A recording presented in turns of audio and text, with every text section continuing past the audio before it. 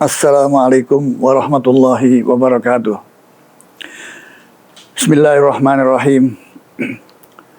Alhamdulillahilladzi binikmatihi tatimmus shalihat wa bitaufiqihi tunaffadun niyatut thayyibat wa bi'aunihi tatanazzalul barakatu warahmat. Wassalatu wassalamu ala sayyidil kainat nabiyina Muhammadin wa alihi wa ashabihil bararati thiqat wa sallama tasliman katsira. Ma'asyiral ikhwan al-mukarramin, sahabat Perti yang senantiasa diberkati, dirahmati oleh Allah Subhanahu wa taala. Kita jumpa lagi pada Perti Kurma yang insyaallah akan selalu mengisi sela-sela kita berpuasa untuk menyempatkan diri saling berdiskusi tentang agama, sebagaimana pada bulan Ramadan ini kita selalu mendekatkan diri kepada Allah SWT. Selain dengan amal-amal ibadah, juga jangan lupa membaca Al-Quran, karena Al-Quran turun pada bulan Ramadan. Syahrul Ramadan alladzi unzila fihi Al-Quran hudan linnasi wa bayyinatin minal huda wal furqan. Jadi Al-Quran turun pada bulan Ramadan, maka seyogyanya kita isi serangkaian selama sebulan bulan Ramadan ini dengan bacaan-bacaan Al-Quran. Al-Quran itu untuk dibaca, bukan untuk dipajang di rak-rak buku kita sehingga berdebu tanpa kita menghiraukan bahwa Al-Quran ini adalah way of life, jalan hidup kita. Jangankan yang mengerti maknanya, yang membaca saja dapat pahala. Dalam Al-Quran disebutkan, فَإِذَا قُرِئَ الْقُرْآنُ فَاسْتَمِعُوا لَهُ وَأَنصِتُوا لَعَلَّكُمْ تُرْحَمُونَ. Jika diperdengarkan kepadamu semuanya ayat-ayat suci Al-Quran, alunan ayat-ayat suci Al-Quran, maka dengarkanlah dan renungkanlah supaya kamu mendapatkan rahmat dari Allah SWT. Apalagi yang kita harapkan dari Allah kalau bukan rahmatnya?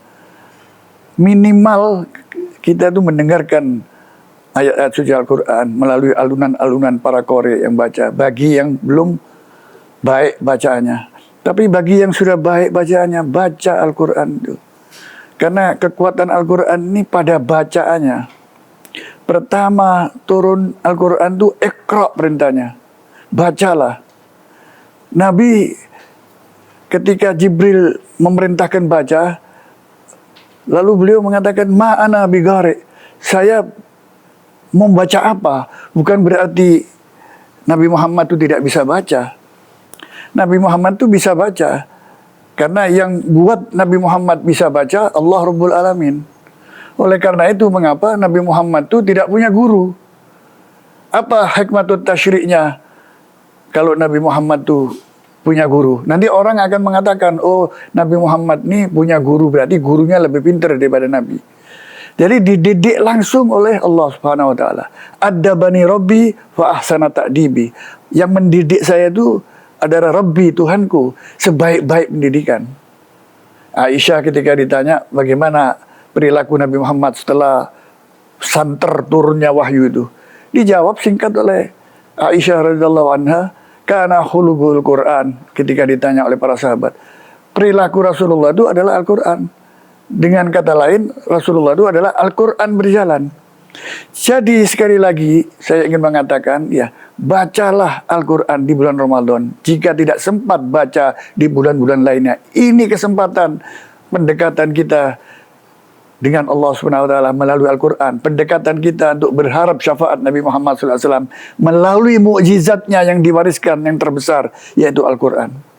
Mengerti atau tidak mengerti, baca. Bagi yang mengerti pasti akan terbuka ilmu pengetahuannya, akan terbuka wawasannya, akan terbuka pengalamannya. Karena semua yang ada dalam kehidupan kita itu pelan-pelan akan terjawab di dalam Al-Quran. Bukan sekedar sebagai petunjuk bahwa Al-Quran itu juga sebagai pengobat hati.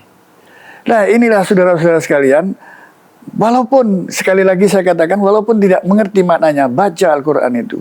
Karena tradisi Nabi Muhammad mengajarkan kepada kita, Al-Quran itu untuk dibaca. Hasan bin Sabit meriwayatkan suatu malam ya, dia selalu keliling di sekeliling rumah Rasulullah SAW. Hasan bin Sabit meriwayatkan, karena Rasulullah SAW yuqatti'ul lail tasbihan wa Qur'anan. Sesungguhnya Rasulullah itu setiap malam ya, pada saat semua orang tidur, beliau itu bertasbih dan membaca Al-Quran. Tasbihan wa Qur'anan itu membaca Al-Quran. Dan suaranya memecah keheningan malam. Nah, disinilah perintahnya kepada kita sebagai umat Nabi Muhammad SAW untuk selalu membaca Al-Quran. Bacalah Al-Quran. Melalui Iqra, ini satu isyarat kepada kita. Dengan membaca, ini akan membuka seluruh wawasan kita tentang Al-Quran itu. Dan Al-Quran, saudara-saudara sekalian, kitab terbuka. Saya sering mengatakan bahwa Al-Quran itu melalui kategori khitabnya ditujukan kepada orang beriman, orang kafir, kepada manusia seluruhnya. Ya ayuhan nas, ini adalah satu kategori khitab yang arahnya ditujukan kepada umat manusia, siapapun manusia itu. Ada yang ditujukan kepada malaikat, kepada manusia dan jin. Ya ma'syaral jinni wal insi ini stata'tum an tanfudu min aqtaris samawati wal ardi fanfudu la tanfuduna illa bisultan. Melalui ayat ini kita dapat pengetahuan bahwa jin dan manusia itu diizinkan untuk meluncur ke planet-planet cipta di alam semesta ini. Diizinkan. Walaupun yang dipanggil itu tidak harus orang beriman. Dan menjadi realitas sekarang ini kenyataan bahwa mereka yang meluncur itu adalah negara-negara besar yang memiliki sultan. Ahli tafsir mengartikan sultan itu sebagai sains dan teknologi.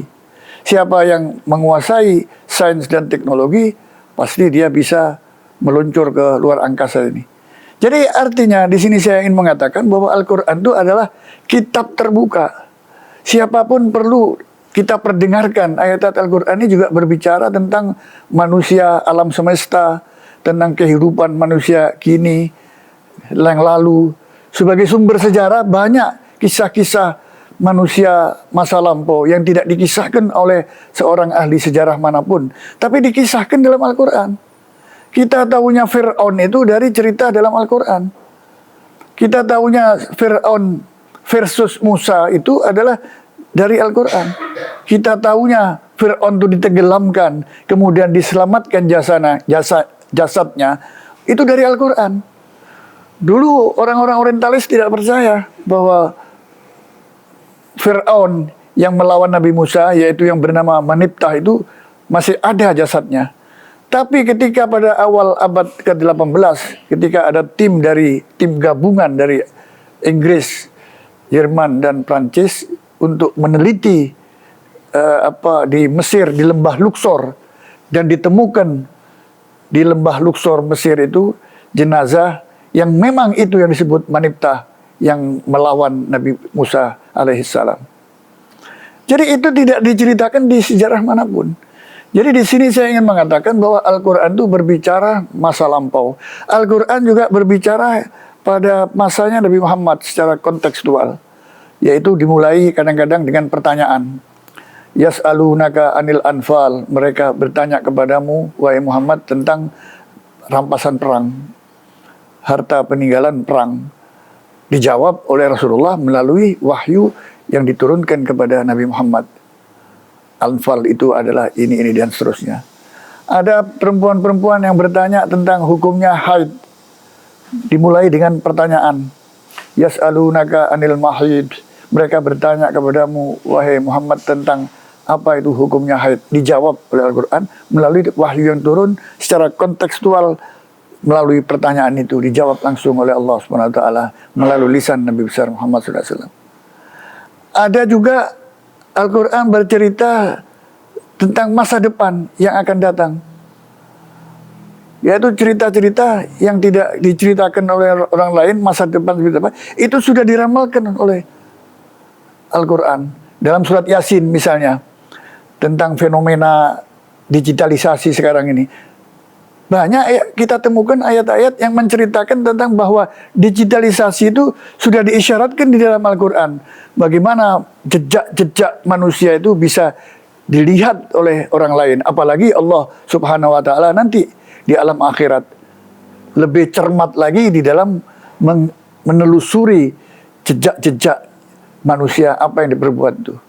Di dalam surat Yasin disebutkan al-yauma nakhtimu ala afwahihim wa tukallimuna aydihim wa tashhadu arjuluhum bima kanu yaksibun.